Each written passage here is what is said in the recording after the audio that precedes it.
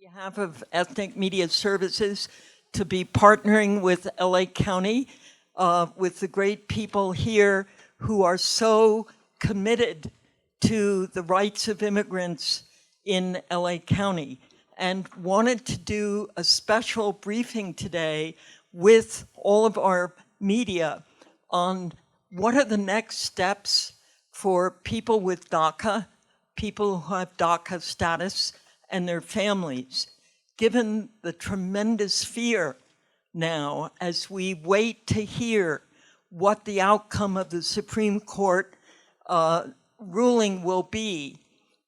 We want to reach out to those in our audience who are DACA recipients, to their families and to their communities, to give them, it's always better to know than not know, to have information than to be sort of not sure what's going on. You know, when you're in the airport and nobody tells you what's going on, it makes you very nervous. The more we can inform our audiences of what we think is happening and provide expert advice for them, I think the more reassuring it is. So thanks to all of you in this room, we have that opportunity. Thanks to the county, we have the opportunity to hear from really people on the front lines of this issue. So without holding you any further, we're going to get started right away. And I think our key speakers are all here. We are going to open. We just found out, unfortunately, Supervisor Solis was unable, had to cancel, and we're very fortunate to have her senior advisor who's going to deliver her remarks, and that's Judith Vasquez. So we will start with Ms. Vasquez, and then we'll go right into our other speakers. Thank you. Good afternoon, everyone. Thank you for being here today. Again, my name is Judith Vasquez, and I'm Senior Advisor to Supervisor Hilda Solis. As Senior Advisor, one of the primary policy areas I work on is immigration, which is a priority issue for Supervisor Solis and for the entire Board of Supervisors. Supervisor Solis regrets she could not be here herself, but asked that I welcome you and share some remarks on her behalf. So welcome to the LA County Board of Supervisors. This is one of our conference rooms. Since the 2016 presidential election, the Board of Supervisors has passed 49 motions to protect, defend, and fight for the rights of immigrants. Los Angeles County is home to 3.5 million immigrants and continues to take actions to welcome new arrivals who are seeking a better life for themselves and their children. Today, we are counting on our outlets' outreach to our diverse communities to send out an important reminder. It is extremely important that DACA recipients renew their DACA status. As many of you know, the Trump administration is trying to terminate the Deferred Action for Childhood Arrivals program, known as DACA. The DACA program was created by President Barack Obama in 2012 to shield immigrants that came to the U.S. as children from deportation and granted them work permits.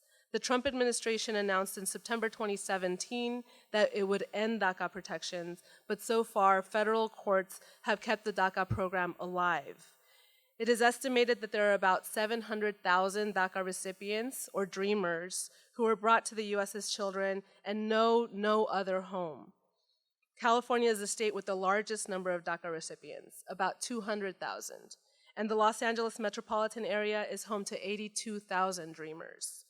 LA County has more DACA recipients than any other county in the nation, and we must do everything we can to help ensure that they do not lose their DACA status. The fate of the DACA program is currently in the hands of the U.S. Supreme Court.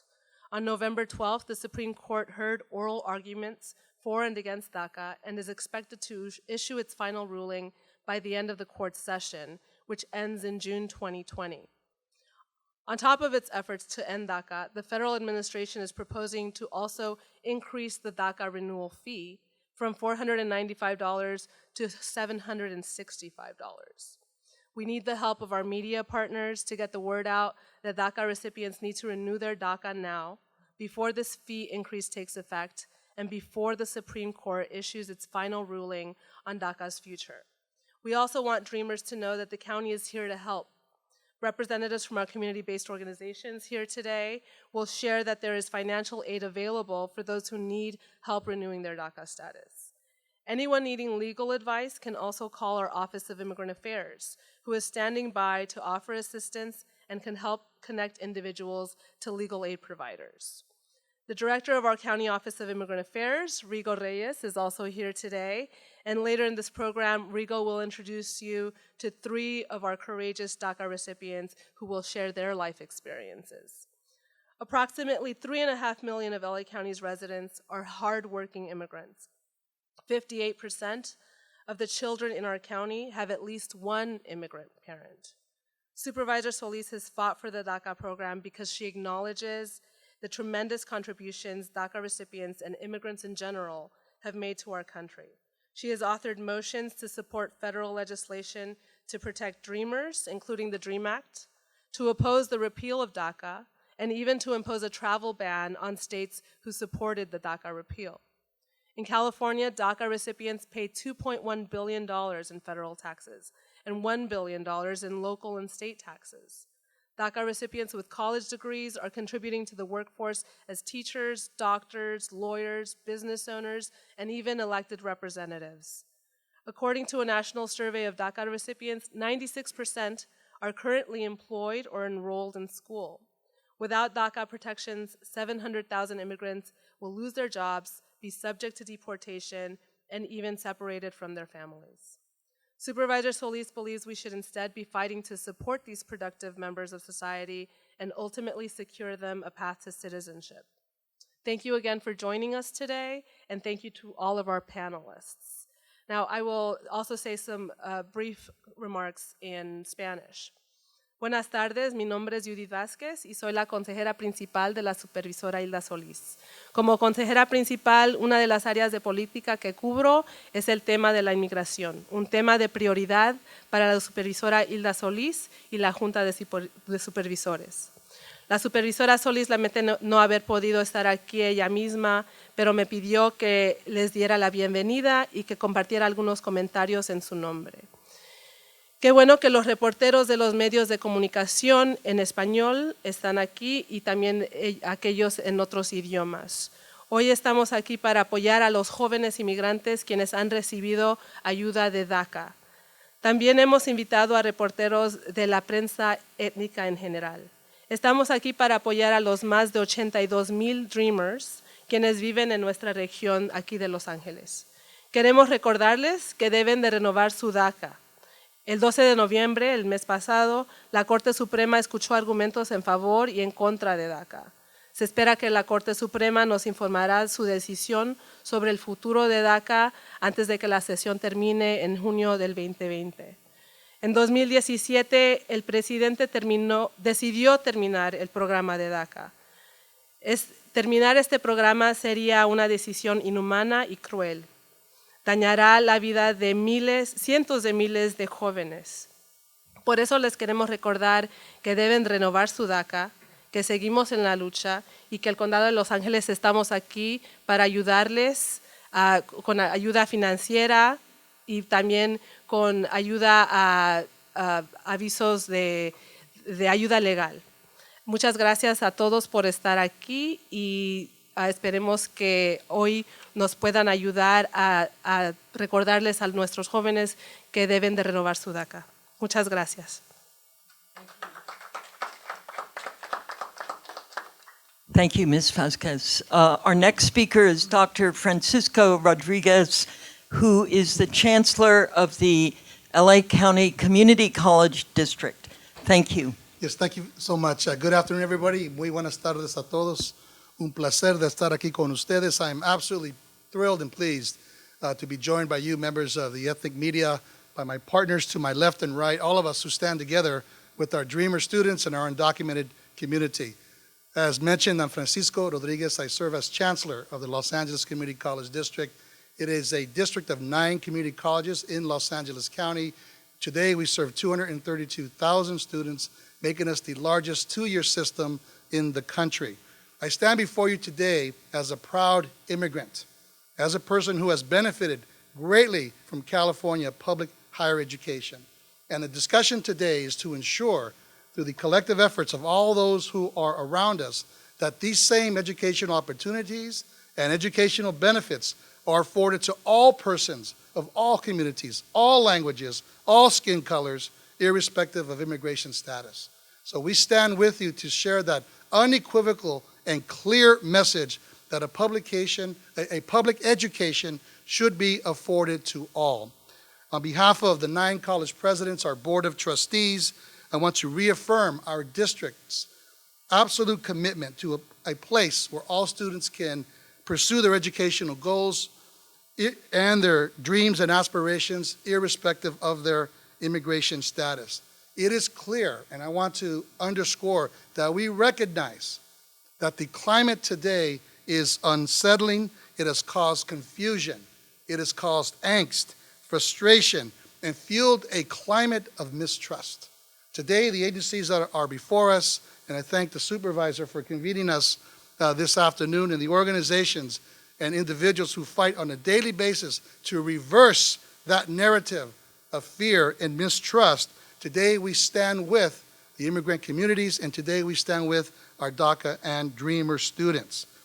While this decision has now been legally challenged, we know that and expect that when the court finally goes through this, we hope that they will do the right, moral, and just thing. And that is that a pathway to citizenship for all Dreamer and DACA students and undocumented persons who could benefit from citizenship in this country will indeed ensue. That is exactly the dream, the promise of what we are working and indeed fighting for. Because we know that a threat to any vulnerable constituency is a threat to us all, and we must fight collectively against that. Our district has been incredibly active in this space for several years now. We have written letters to the president, letters to our congressional leaders.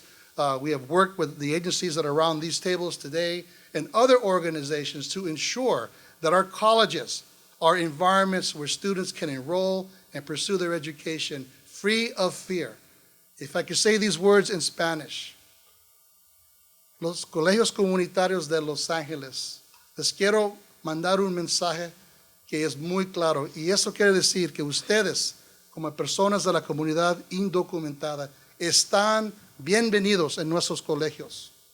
Queremos que sigan sus metas, queremos que realizan sus metas con nuestros colegios, y aquí están invitados. It was just a clear, short message to our undocumented student community that at LACCD, the college, that you are welcomed here. We invite you to be part of our community college community, and we invite you to pursue your education free of fear. We have taken measures to protect your privacy. We have taken measures with clear statements of relationships with law enforcement in our community. We have taken measures and working with our agencies that are represented here to provide legal resources, mental health resources, and other kinds of ways that we build capacity in our organization to serve the community. In very short order, we stood up at each of the 9 colleges' Dream Resource Centers, where we have space for legal assistance, mental health, academic counseling, in an environment that is free and clear of hate and hostility. We are the antidote to that, the community colleges, as the most egalitarian institution of higher education in the world. Open access is something that is meaningful to us. In fact, we call ourselves the modern-day Ellis Island, where we recall a century ago where immigrants from all around the country came through there to seek a better life. Today, we need to maintain that same unequivocal promise that everyone can pursue a higher education and a public higher education. Our undocumented student community is integral, and they are valued members of our academic community. These extraordinary students, and I truly mean extraordinary students, have sacrificed to better themselves, their families, their communities, and yes, this country. Over my years, several years now, as a California public educator, I've taught and studied alongside many, many undocumented students, members of my own family, and all students striving to achieve their educational dreams. Their courage, their stamina, is absolutely inspiring.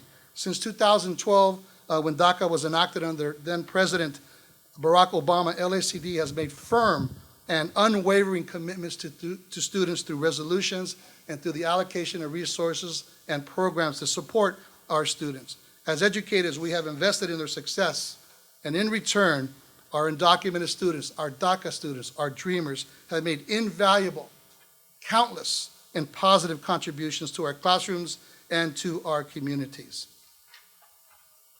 So, as I conclude here, a message. If you are a college student and are undocumented and have not come to our schools, we invite you to enroll now, free of fear and hostility. You are welcomed here. Con nosotros están en confianza. With us, you have confidence.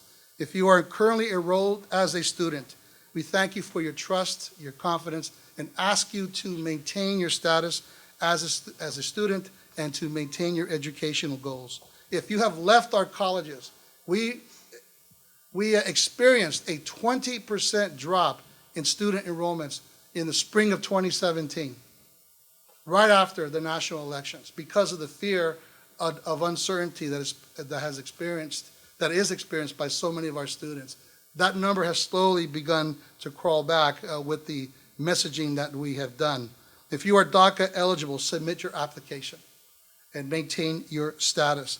Dreamers, ustedes son el orgullo y la esperanza de nuestra comunidad. Finally, as chancellor of this district, this issue, as some of you know, is incredibly personal to me as a son of immigrant parents from the state of Jalisco, Mexico, who came to this country now 40, 50 years ago, with the off chance that the next generation would be better off than the one before, who sacrificed themselves in factories so that their children could stand one day and receive and benefit from a public education. And were it not for the sacrifice of immigrants, and the immigrants that in this case are my parents, I would not be standing here before you as chancellor of this district.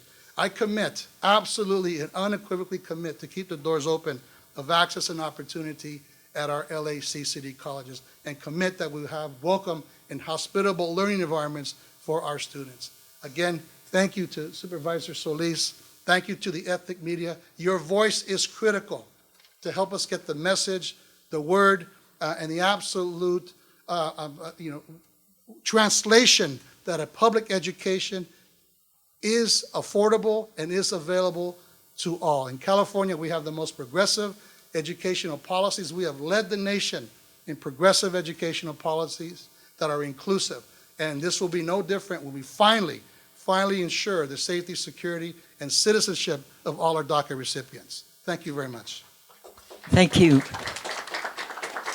These are truly inspiring words for troubled times.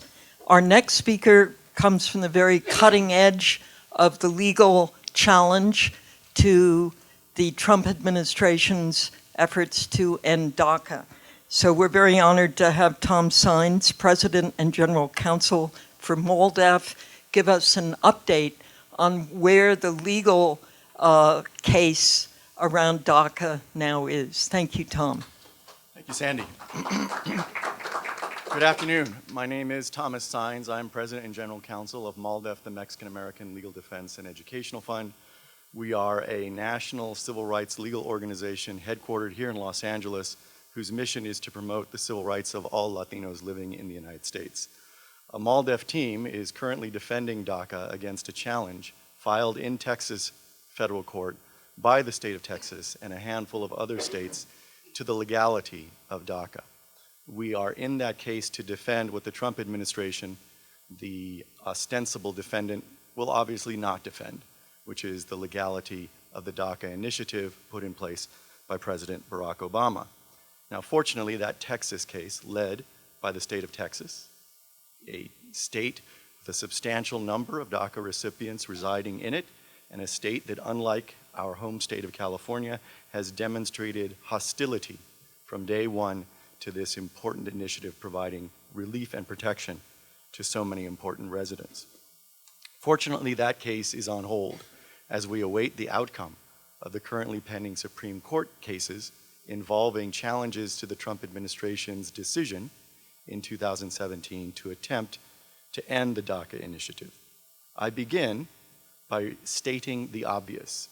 The Supreme Court has not yet decided the outcome of Daca or of the cases before it.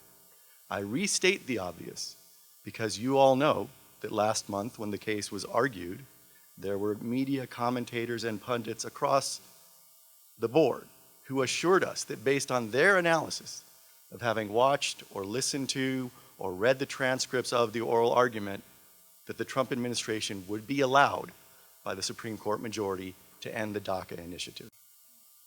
Okay, that is irresponsible. You cannot predict the outcome of any Supreme Court case by the questions posed by justices during oral argument. To back that up, I will remind us all that 8 months ago in April, when the census citizenship question case was argued before the same Supreme Court, we were assured unanimously by media commentators and pundits that in fact the Supreme Court would allow the citizenship question to remain on Census 2020. 2 months later, when the court decided the case, it came out the opposite way, and the Supreme Court prevented the Trump administration from introducing a citizenship question for the first time since 1950 to our decennial census. So we should all be assured that we do not know the outcome of these cases at this point.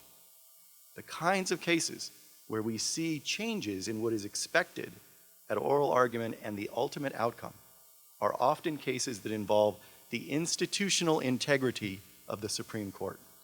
What I mean by that is when the justices, and in particular Chief Justice John Roberts, assess the institutional integrity of the court specifically, what effect would this outcome have on the public's perception of the Supreme Court as a fair and unbiased decision maker with respect to the law and Constitution? He often changes his mind about the appropriate outcome of a case. In this case, there are at least 3 institutional integrity concerns that we should all be aware of and talk about. First, in this case, the Supreme Court is being asked to effectively strike down an initiative that the court system has left in place for now over 7 years. Indeed, the Trump administration itself waited many months into its own tenure before concluding, through an announcement from then Attorney General Sessions, that the Daca initiative was unlawful. This raises serious questions about whether we can trust a court system that leaves in place something alleged to be unlawful for so long. Second issue of institutional integrity. This is a court that has allowed Donald Trump to assert his executive authority to divert millions and millions of dollars from where the Congress has directed that money be spent to the planning of an unnecessary Trump wall, a scar on our southern border. The court should consider whether it's on the one hand asserting that there's executive authority to defy Congress to create a scar on our southern border is consistent with then saying, yes, the Trump administration was correct in concluding that President Obama lacked executive authority to provide relief, a relief provided by his predecessors, Republican and Democrat, over the years to certain undocumented immigrants. The third and final issue of institutional integrity that should be considered in this case is that we have before the court an initiative that was justified by one and only one reason, when Jeff Sessions announced that it had to be ended because it was unlawful. There is reason to question the veracity and the honesty of that explanation. And this is a court acting mere months after it concluded in that citizenship question case that Lyon Wilbur Ross, our Commerce Secretary, who went and lied to the public about why he was adding the citizenship question, this Supreme Court decided that was illegitimate. And in this case, we have another cabinet member, Jeff Sessions, who, although he was Attorney General, wouldn't know the Constitution or the law if they jumped up and called him Evil Yoda, who asserted with great confidence that this was an unlawful program, a conclusion that is subject to extreme question. So the court will have to consider all of those issues beyond the legal issues argued before it reaches a final conclusion. How might the court decide? It is possible still that the court could conclude that there is enough legal and factual justification to leave in place the injunctions that have so far prevented the Trump administration from refusing to receive and to determine renewal requests for DACA. Second, the court could conclude, as many have asserted they already know they will, that in fact the DACA program is legitimately removed by the Trump administration and they can prevent additional renewals as well as applications for the relief provided by DACA. Third, a possibility is that the Supreme Court could decide to leave in place these preliminary injunctions and send the cases back to the lower courts for further consideration of issues, including, for example, the level of reliance by not just DACA recipients, but their employers and family members over 7 years on the continued existence of the DACA initiative. But I would be remiss if I did not address what could happen if the Supreme Court did conclude that this program can be eliminated, this initiative can be eliminated by the Trump administration. It is quite clear, first of all, that no one would immediately lose work authorization received through DACA, and that's critical. The administration would allow work authorization to remain in place until it expires. Not allow it to be renewed, but until it expires. That means the DACA recipients with work authorization would retain it for some period of time, up to 2 years, and continue to be able to work and contribute to our society. Second, with respect to the deferred action component, it is important that we assure all of our fellow residents, DACA recipients, that they have strong claims to relief from being removed from the United States.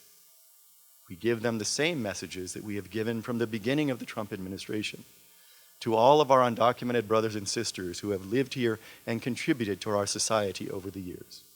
3 pieces of advice. First, know your rights. And DACA recipients should know they have the right to contest removal if they are ever picked up or arrested by ICE. They have the right to go before an immigration court to assert their claims for relief from being removed. They have all been in the country long enough that no one can reasonably question their right to a court hearing and to a determination of their claims, equitable and legal, to remain in this country. Second, beyond knowing your rights, never waive your rights. You will be asked, if you are in ICE custody, no doubt, to waive, give up your right to a court hearing, to agree to voluntary departure. And we urge DACA recipients, if they find themselves in that situation following a Supreme Court decision, to never sign a waiver of your rights. And third, and this is as much an obligation of all of us as the DACA recipients themselves, DACA recipients should know and understand that when you assert your rights, when you refuse to waive your rights, you are not alone.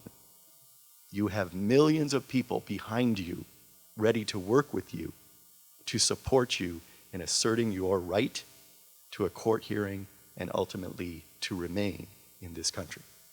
In the end, we know what we've always known, which is we need leadership in the United States Senate and in the White House to exercise their authority responsibly and to move forward a legislated solution to our DACA recipients, a solution that would provide them the right to continue to thrive and to contribute to our economy, to our society, and to our country by being provided legal status. This is of benefit not just to those DACA recipients, but to all of us who have really benefited from their contributions as United States-raised contributors to our workforce and to our society. So in the end, what happens in the Supreme Court is important, but what's more important is ensuring that we have leadership in the Senate and in the White House that will provide the long-term solution that we, all of us in the country, so desperately need. And to end, I then ask that all of us do two things. In Census 2020, we must all be counted. Every household must include every individual residing with them, regardless of status, in completing their census form. That's necessary to ensure that we have leadership in the Senate and the House and the White House in the future that is reflective of the views of all of us. And second, those who are able must register and vote in the 2020 elections. That too can help us to arrive at a long-term solution that serves the entire nation on behalf of our DACA recipients. Thank you.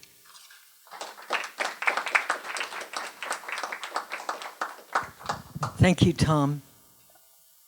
Dan Sharp is the Legal Services Director for Churla. He's on the front lines of serving members of the community in need of legal aid, and including DACA. We will hear from Daniel Sharp, and then we'll hear from Tiffany Penlilio, who's with Asian Americans Advancing Justice, on what their views are of the situation with DACA recipients. So first of all, thank you, Tom, for your words and more importantly, your leadership on this issue, so many other issues over the course of your career. Thank you to the county, Supervisor Solis, and the Office of Immigrant Affairs for convening the event today. And so my remarks, I'm going to keep them fairly brief. I do want to note that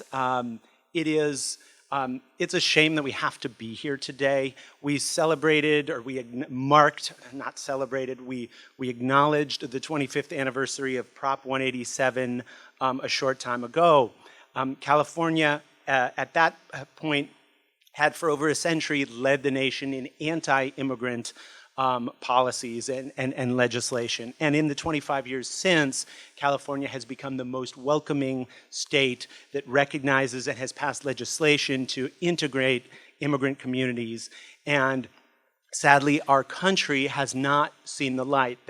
Nationally, the anti-immigrant direction that we've seen the country go is in stark contrast to what we've seen here in California and in Los Angeles, where we recognize and appreciate the important contributions of our immigrant communities. So 2012, when DACA happened, I was at Cardesson, and after years of giving advice to immigrants seeking legal status, and more often than not telling individuals that there was no relief for them, that they would have to wait for another day, we suddenly found ourselves providing good news and assisting the vast majority of dreamers coming to our offices with DACA applications. And it was a time I will never forget of hope and opportunity. And we felt that we were on the cusp of legalization nationally.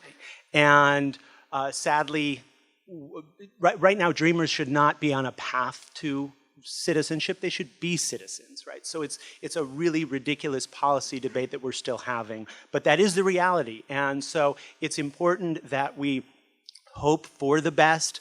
I think Tom's words on not predicting the outcome of the Supreme Court case are really important, but at the same time, planning for the worst possible outcomes is something really important, something that we need to do. So when we began screening large numbers of dreamers in 2012, we found that somewhere in the range of 20 to 25% were eligible or potentially eligible for another form of more permanent immigration relief, permanent legal status.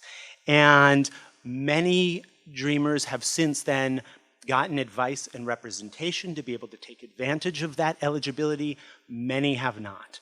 And so it is really important that folks who've simply been renewing their DACA status with or without the help of someone else seek legal advice from an attorney or a federally accredited representative at a certified nonprofit organization that can give them the advice and potentially representation that they need. Sadly, in this town, we have hundreds and hundreds and hundreds of offices of unauthorized, unlicensed providers of legal services who can do enormous harm to individuals. So we want to direct folks to organizations and law offices that can provide them the counsel and representation that they need.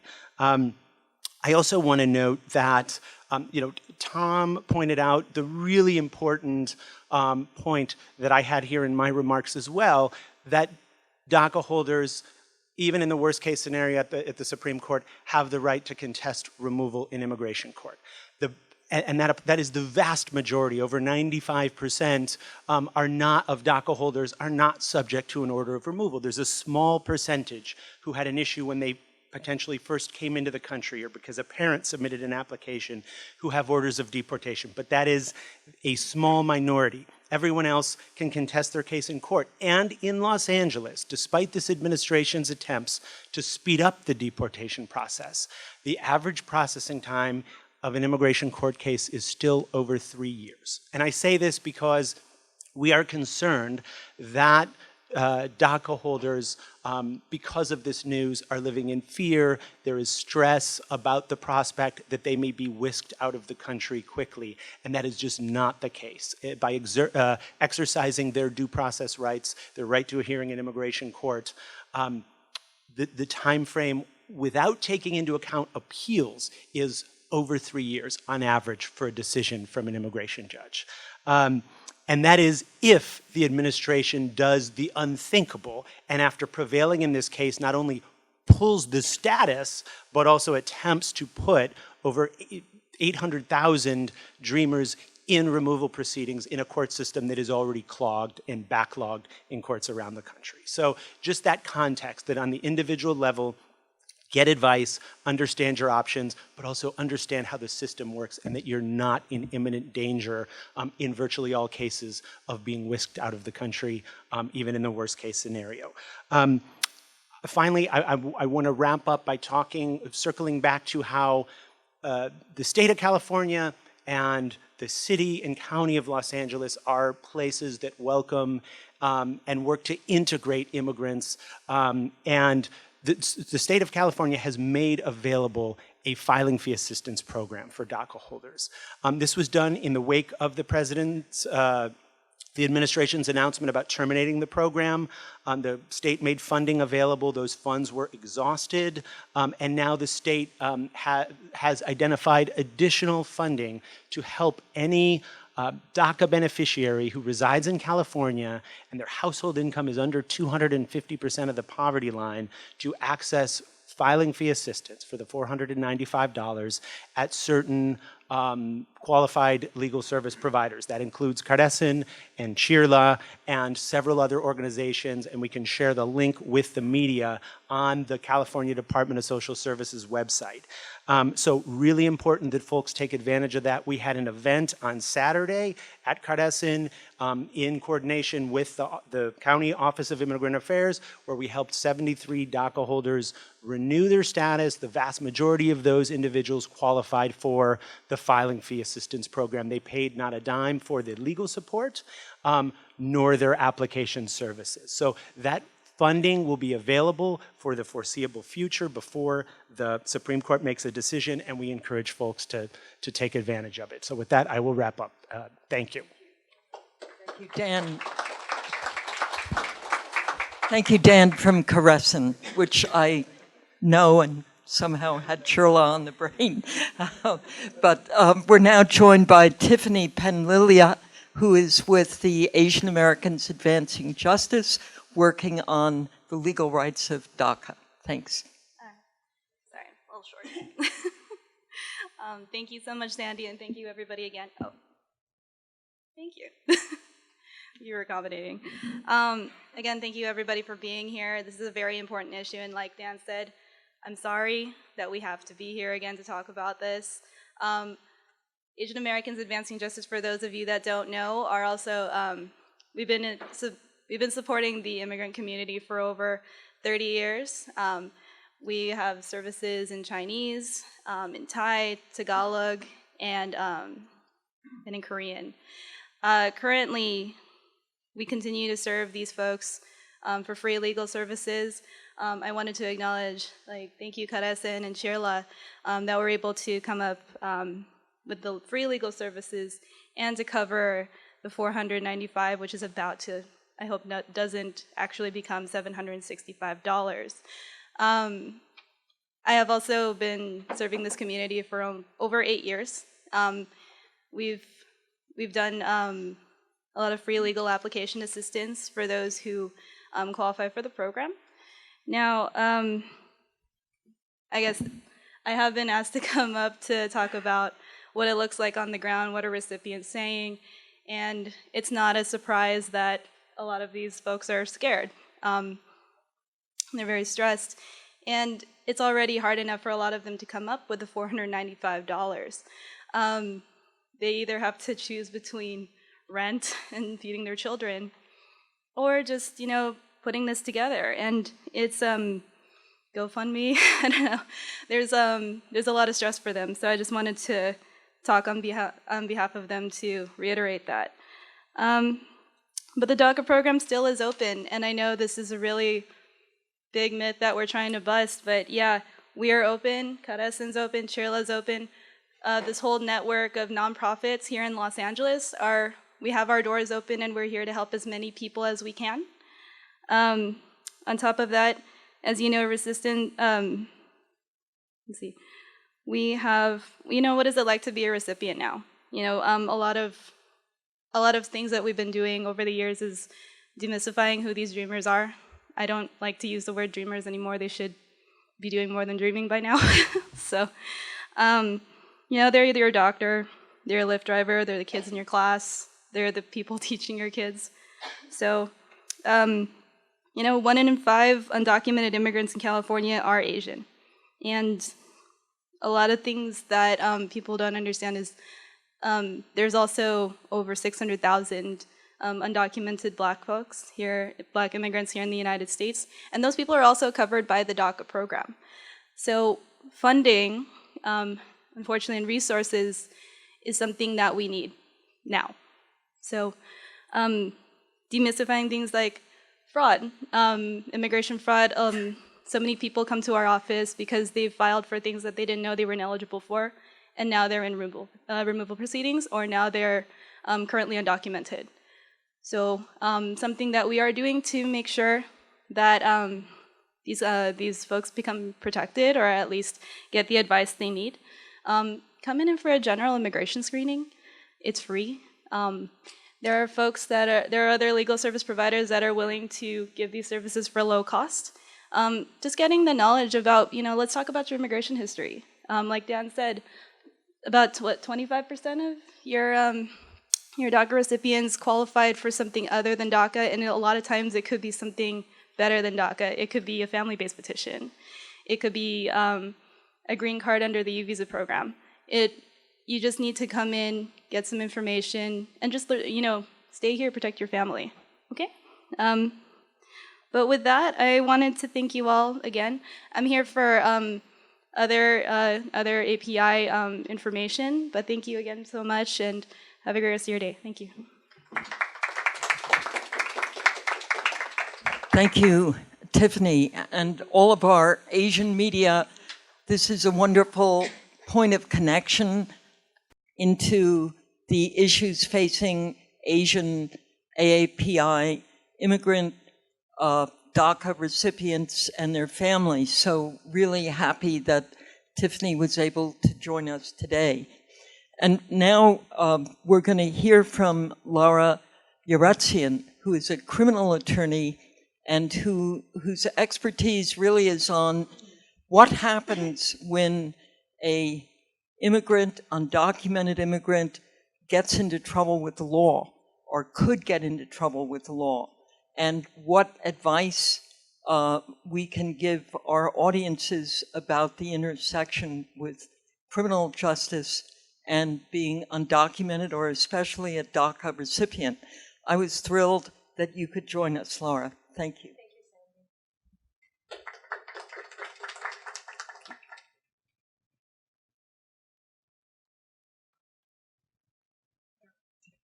Good afternoon. My name is Lara Uretsian, and I am a proud immigrant myself and a daughter of immigrants who came here many years ago, and we fought the same fight that every single immigrant family fights so that we can live the American dream. And I'm very proud to say that I am amongst you and I can address you today about the rights of DACA recipients and immigrants. And I also, of course, would like to thank Supervisor Solis and Ethnic Media Services and the panelists that are here today for being here and for the service that we're doing together. As a criminal defense attorney, I'm the last person anyone wants to see. I mean, that's the first thing I say. When I'm introduced to someone, so Laura, what do you do? I'm a criminal defense attorney. Ooh, hopefully I'll never come to you. Yes, hopefully you will never see me when you, but it could happen to anybody. It can happen to the citizen who was born here. It could happen to the naturalized citizen. It could happen to the documented illegal alien, or it could happen to the undocumented, because we're all human. But the unfortunate thing is that when it happens to the DACA recipient, they've got a lot to lose. Now, any immigrant has a lot to lose when they're stuck in that really treacherous criminal defense world. It's not a fun place to be. No one wants to be there. But it's a lot worse, and the consequences are a lot harsher and life-changing for immigrants, and even worse for DACA recipients and dreamers. And when I say that, I mean, for example, when a DACA recipient is arrested for a DUI or convicted of a DUI, that is an automatic bar to eligibility. And that doesn't, no one else, not immigrants, citizens, they don't really have real consequences if they go down or if they're convicted of a DUI. I mean, that's one of the most basic crimes that we deal with. Just, it's the run of the mill. It's my daily thing that I deal with. Almost anybody. It could be a mom who was at a baby shower. It could be a young person who happened to be out celebrating. It could be one person who had one too many to drink. No injuries necessarily, but for a DACA recipient, they have one DUI conviction, they could literally be deported right away. So they've got a lot more to lose. The other thing, so a DACA recipient can be barred, or anyone can be barred from deferred action for childhood arrivals status if there's three things that are met. They have any felony convictions, if they have any significant misdemeanors. And let me quickly tell you what those are. That could be domestic violence, any sexual abuse or exploitation type crimes, unlawful possession or use of a firearm, drug sales, including distribution or trafficking, burglary, and driving under the influence of alcohol or drugs. The third type, or the third reason that could be a bar, are when a DACA recipient or applicant has three what we call non-significant misdemeanors, which could be pretty much any misdemeanor, except, of course, there's some exceptions, and I'll go through them very quickly. But just so you understand what a hardship it is for a DACA recipient or applicant to have a criminal matter and the consequences of it. For example, I'm going to give the burglary situation. Someone who is arrested for shoplifting, it could be a $5 item, by the way. It could be because they were hungry. It could be because they're homeless and they got it, correct? It could happen for any reason. And most DAs, for example, in the state courts, local courts will say, oh, yeah, sure, they can take the 459.5. It's a burglary. It's perfectly fine for any immigrant. There's no consequences. We have it on our cheat sheet. You're good. That's it. That's the best you're going to get. It's a fantastic deal. Guess what? The DACA recipients should not be taking that. That is a burglary, even though it's a shoplifting burglary, but they shouldn't be taking it. So I wouldn't take a chance at least to do that for them. So again, when I have a client who's a DACA recipient, I have to worry about every single possible consequence. I mean, there's so many consequences that you have to deal with as a defendant in a criminal case, but immigration consequences could be, like I said earlier, very serious and life-changing, and there are a lot more consequences, and there are a lot more ways of getting or having immigration issues when you're a DACA recipient. So some of the possible exceptions, though, to these bars, what the rules are that, okay, so you've got all of these different possibilities that could get you in trouble if you're a DACA recipient, but there are some exceptions, for example, some minor misdemeanors like driving without a suspended license. And thank goodness, with a suspended license, or driving when you don't have a license in your possession. And interestingly, when you look at the numbers, a lot of DACA recipients, at least 25,000, have minor traffic misdemeanors or arrests. So it is, thankfully, I'm glad that there's that exception. So even though the system is really tough on DACA recipients, at least they've left some loopholes, including expungements. For example, if they get their misdemeanors or felonies expunged, that's a good thing. That takes away that automatic bar. But despite the different exceptions that are available to DACA recipients who could be automatically barred from becoming recipients or being allowed to stay here, unfortunately, there's something called discretion. So the courts have a discretion to, despite all the possible exceptions, to look at the whole picture, the entire picture, and say, you know what, there's a public safety issue here. We don't want this person here anymore. So there's a lot of pitfalls, there's a lot of issues, there's a lot of nuances.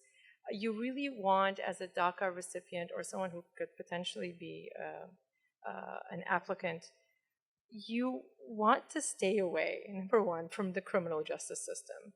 If you're happy for some reason and you want to celebrate, please don't drink and drive. That's the one thing you can't do. Stay as far away from the criminal justice system as possible, because they're not going to have a lot of sympathy. Thankfully, sometimes DAs are very understanding, or other prosecutors.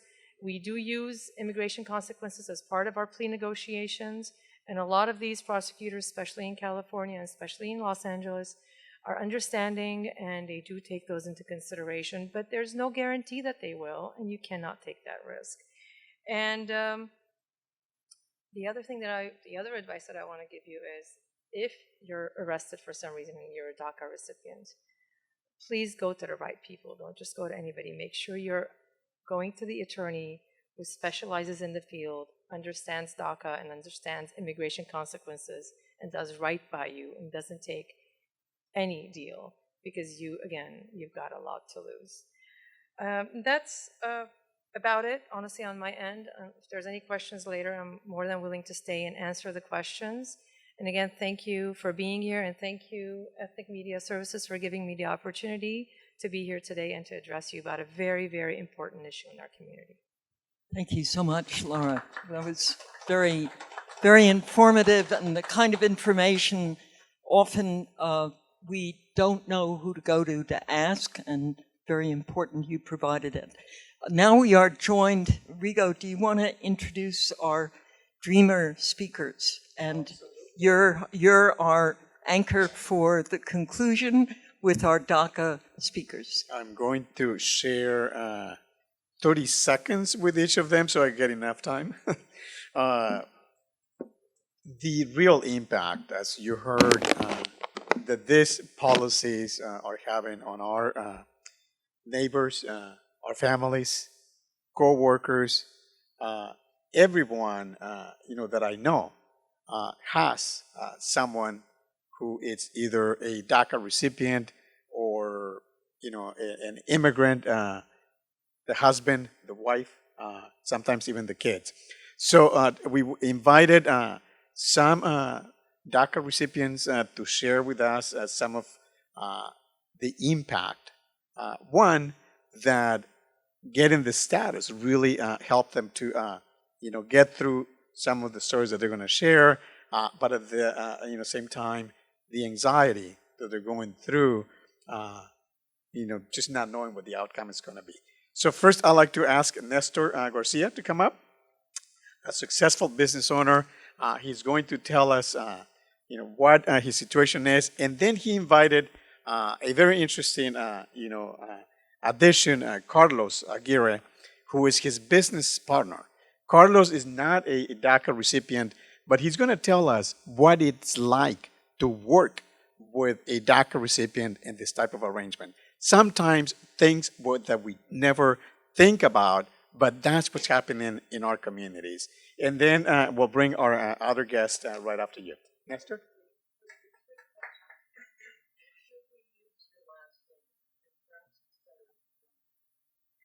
My first name is fine. Yes. Good afternoon.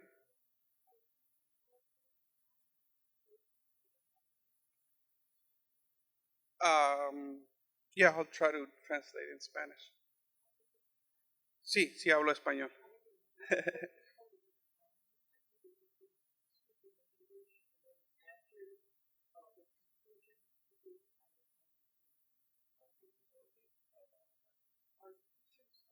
Pictures is okay. Yeah. Thank you. It is Nestor. Thank you. Good afternoon. My name is Nestor Garcia, and I am a proud recipient of the DACA program.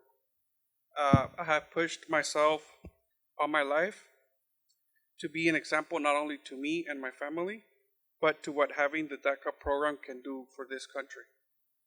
This great program has allowed me and my peers to accomplish our dreams. And throughout these actions, we build the roads for others to reach their own dreams as well. I started my own company 4 years ago after many years of struggle.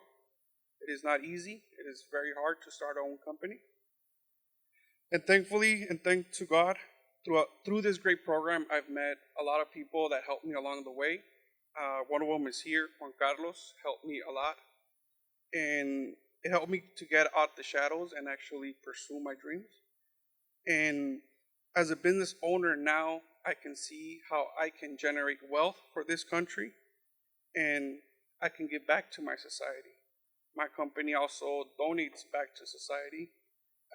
And I can proudly say that we are involved in our community. This DACA program has changed my life and made it possible for me and my family to help others and other families in this country. My company right now supports thousands of jobs directly and indirectly. And it is a gratifying feeling knowing that as the years pass, my company continues to grow and we're continuing to add more jobs to this country. It also gives me the possibility to travel and see other immigrant communities throughout this country where we've made an impact through my company. I ask everyone to reconsider the continuation of the DACA program. My whole business will be affected and those of others if the DACA program ceases to continue. I am not scared. I am confident that our leaders in our community will find a solution and will move forward to make America great again. I am a proud business owner, resident, father, husband, and most importantly, a proud member of my community and to our great American society. Thank you, Mr. Reyes and Ethnic Media, for inviting me to speak at this press conference. I truly hope that we can reach a compromise so as myself, others can continue to contribute to our great country. The United States of America, the only country I've known all my life. Thank you.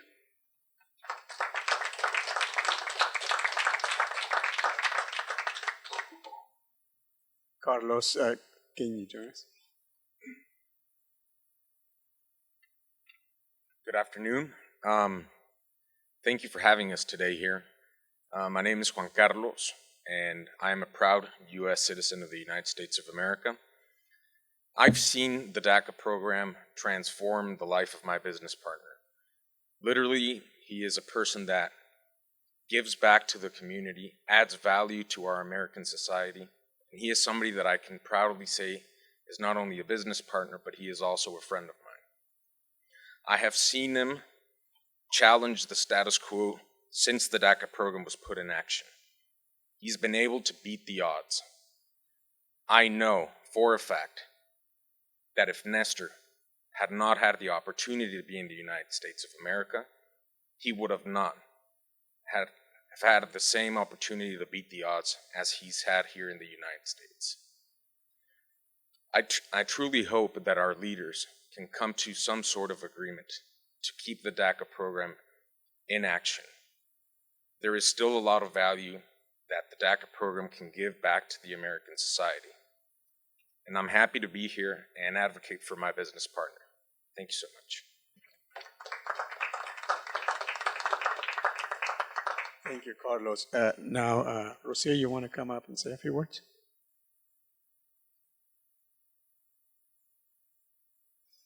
Good afternoon, everyone. Buenas tardes, todos. My name is Rocio Diaz, and I'm a DACA recipient.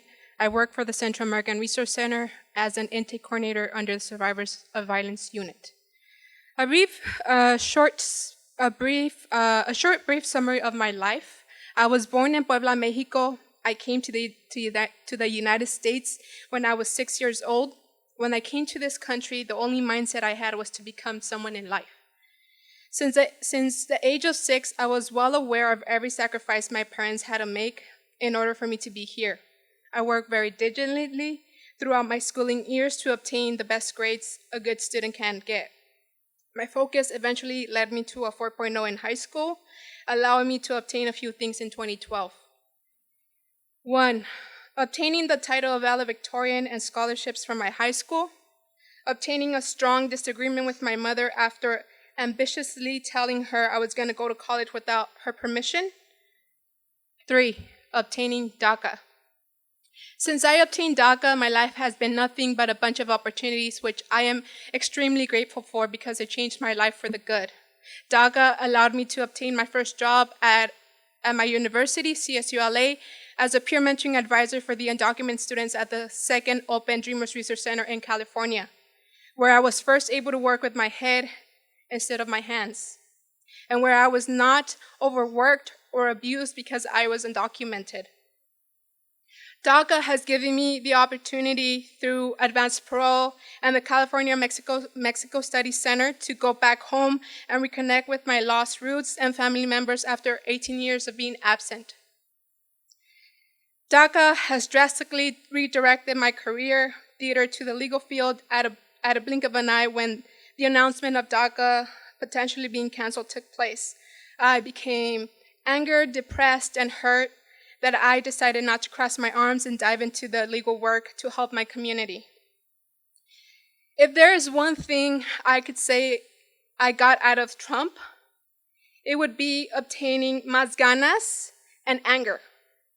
Of course, using that anger to fulfill me positively, obtaining more ganas to keep fighting us against the injustices that are implied in my community. Since then, it has been like that.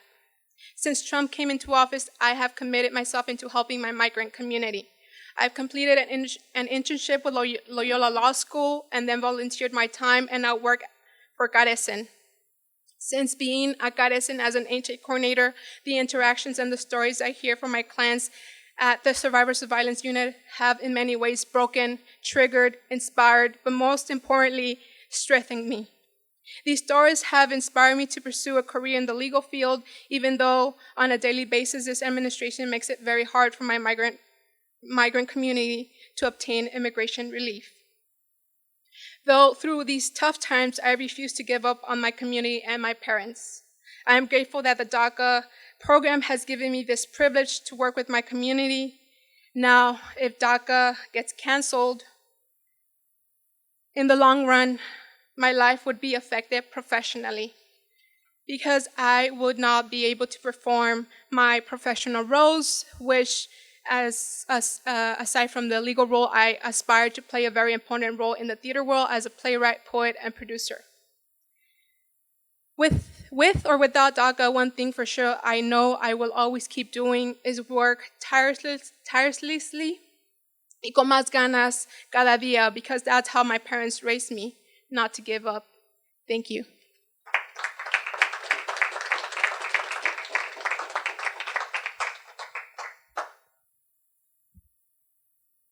I don't think we could end on a higher note. Thank you so much for those testimonies.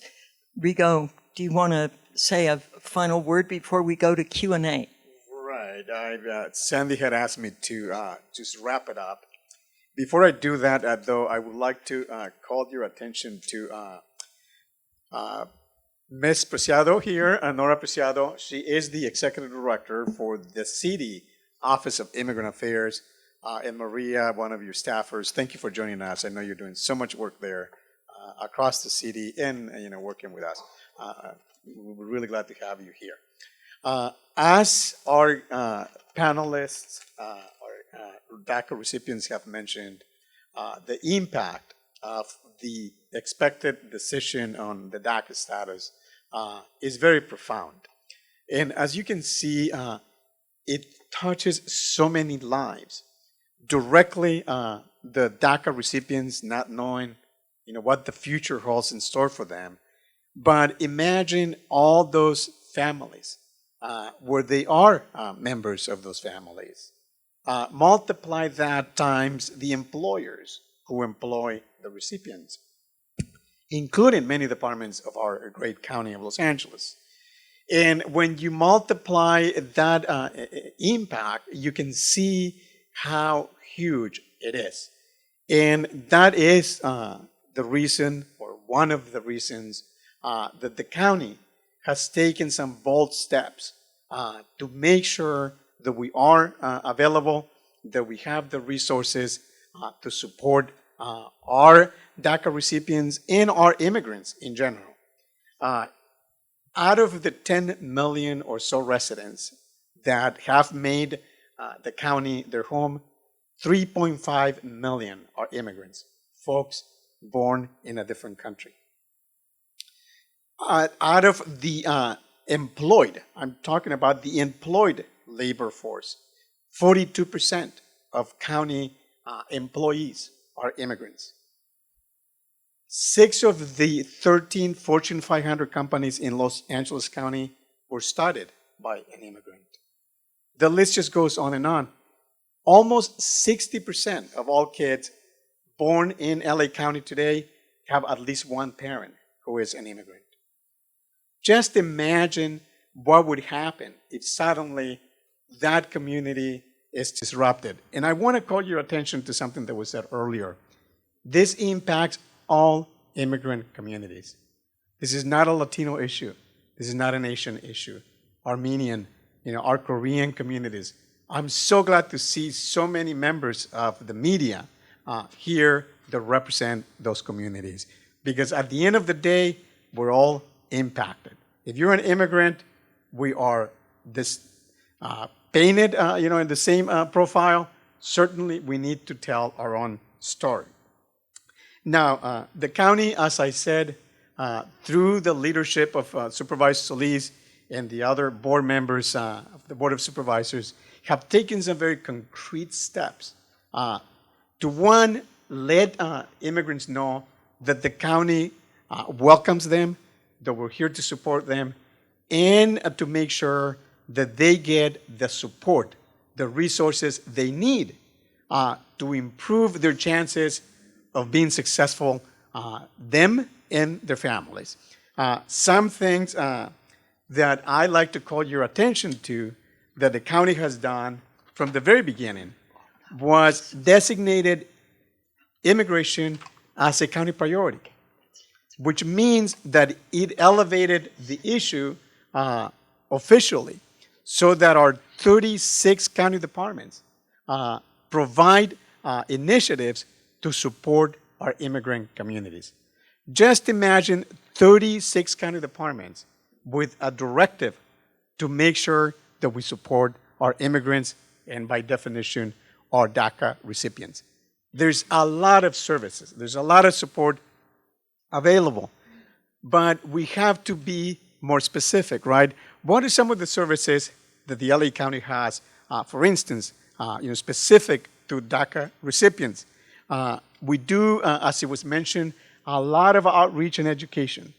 We need our immigrants, our DACA recipients, to know their rights. What do they need to know in situations like those that were described by our panelists? An immigration emergency, someone knocks on their door. What are they supposed to say?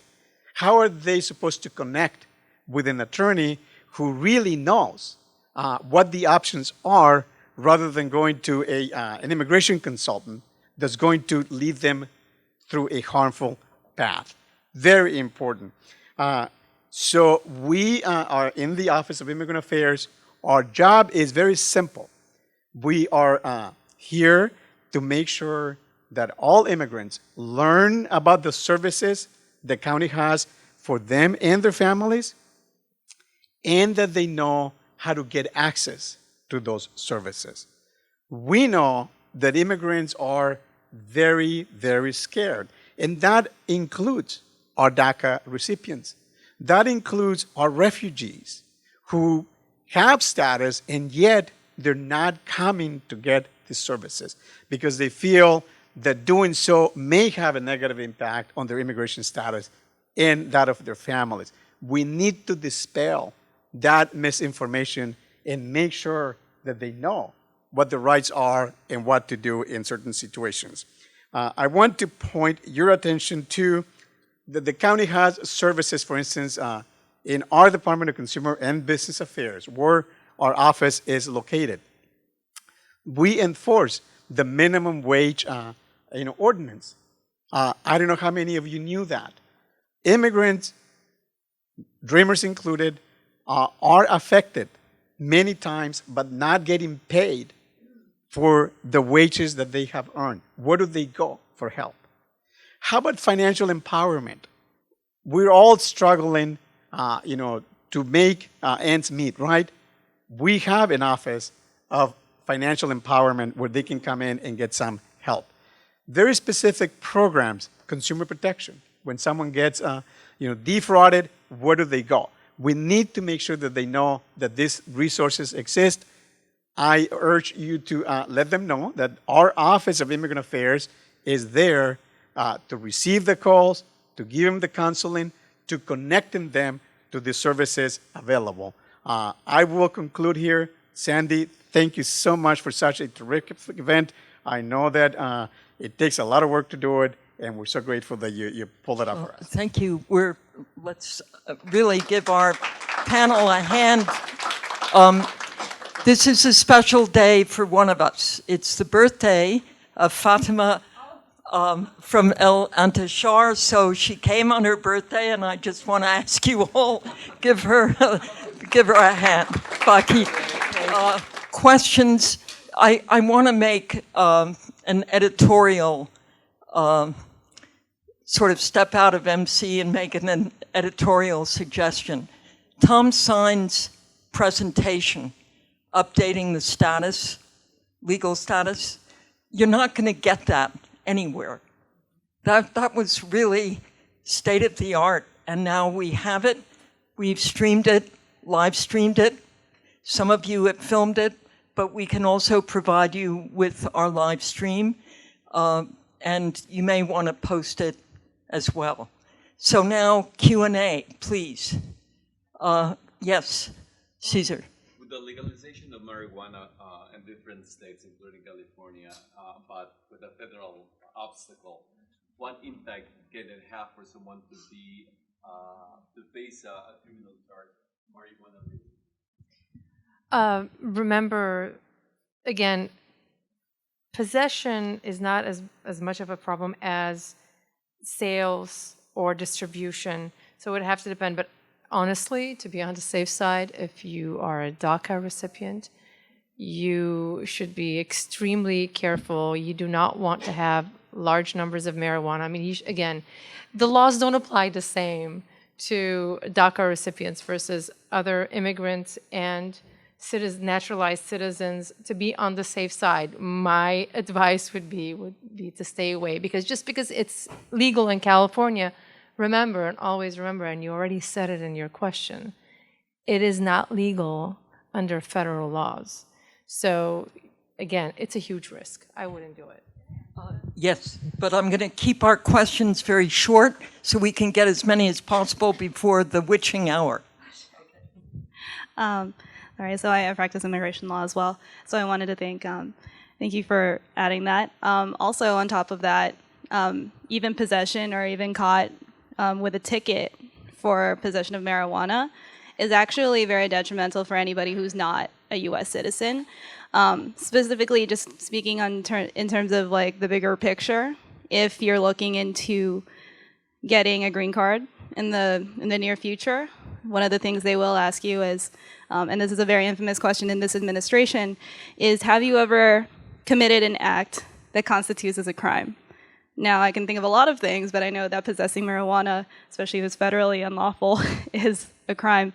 And unfortunately, it's something called an inadmissibility, and it really clogs up somebody's immigration application when that comes into the picture. So I agree, yeah. Thank you. Other questions?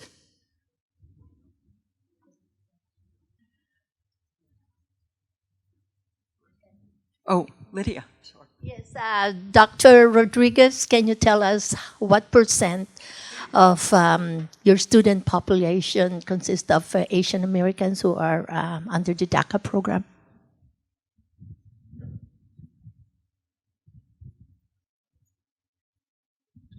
Yes, currently at the Los Angeles Community College District, we do have demographic information for our students who are undocumented, and 15% of our students who are undocumented are from the Asian Pacific Islander community.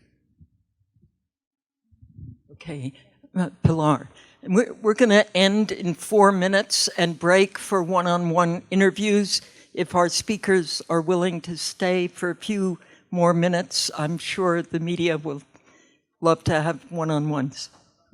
Hi, everyone. My question is about the renewal. You are calling on people to renew their DACA, people who have DACA, people who are eligible, people who have DACA. So anyone at any point can renew. For example, I just got DACA, I don't know, 3 months ago. Can I submit my renewal now? And what's the timeline for the potential increase of the fee? Dan. Thank you, Pilar, for the question. So we had seen some time ago applications filed more than a year before the expiration of the status being rejected.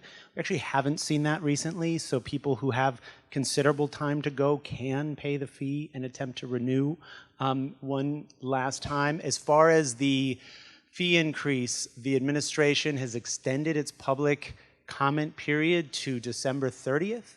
And then they must give at least the perception of an attempt to review that public comment and take it into consideration before changing the fees. So we would presume probably 1 to 2 months at a minimum after that into next year. But because of the uncertainty on both fronts and the uncertain processing timeframes for DACA, we're encouraging folks to do this now, take advantage of the holiday to hopefully get this done. I can also add to that, actually. There's a big misconception where some DACA folks have had their application, or sorry, their current or latest employment authorization card expired for more than a year. You can have had DACA back in 2014 and you can renew your application now. There's a bigger process for that, but you can still renew. Last question. If not, I have one for Mr. Tony. Go ahead. Well, this is to Dr. Francisco. Will your enrollment list that contained DACA information be shared with the government that ultimately in the hand of ICE? The answer is no. We work with agencies like MALDEF and other organizations to protect the identity of all of our students. And last question, Mr. Sines, when do you imagine the Supreme Court will issue its ruling? So it's always hard to predict. They do have until the end of June to resolve the cases that they heard this term, as you heard at the beginning of the program. Because this was a relatively early oral argument, ordinarily we would expect to see a decision prior to June, but I would expect any time from February to June. Otherwise, hard to predict. Thank you. I forgot to give the prize to the first speaker who arrived. So that was Chancellor Rodriguez. Look, Thank you so much. You've been a terrific audience, and we've had a terrific lineup of speakers. Please make yourself accessible. We've got these people trapped for another 10 minutes. Okay.